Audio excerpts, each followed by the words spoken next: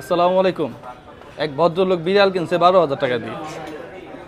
মানুষ খাইতে পায় না, এই যে বিড়ালটা কিনছে 12,000 টাকা দিয়ে। পার্সিয়ান বিড়াল নাকি? হ্যাঁ, এটা কি বলে, পার্সিয়ান নাকি কার্সিয়ান?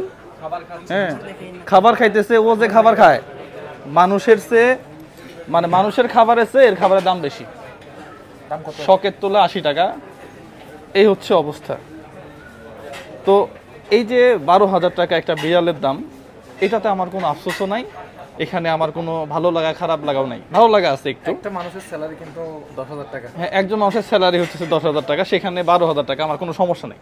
সমস্যা হইতেছে এই যে বিড়ালটা, যেই ভদ্রলোক এই বিড়ালটা ভালোবাসে তার কাছে এই বিড়ালটা অনেক বেশি মূল্যবান।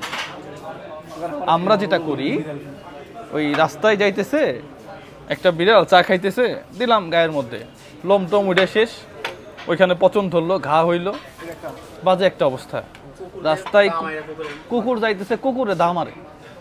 কিছু বলদ মার্কার লোক, আমি একটু কথা মনে হয় করা ভাবে বলি না, ওই বলদ মার্কার লোক, ওর তো আর কোনো জ্ঞান নাই। ও নামাজ পড়বে ঠিকই রুই মাহত দিয়ে, কিন্তু পশুকে যে আঘাত করা যাবে না এটা বুঝবে না। এটা একটা অন্য লেভেলের জ্ঞান। তো এই জন্য আমার কাছে মনে হয় যে পশু পাখি এগুলাকে সবসময় একটু আলাদা চোখে দেখা। এরা আমাদের উপরে নির্ভরশীল। হইতে পারে সে 12,000 টাকা দিয়ে কিনছে, ওকে যদি আমরা খাবার না দিই বা এই ভদ্রলোক খাবার না দেয়, ও আর খাবার পাবে না, ও খাবারও পাবে না। একটা খাবারের দাম হচ্ছে 75 টাকা। একটা খাবারের দাম, এইটুকু খাবারের দাম 75 টাকা।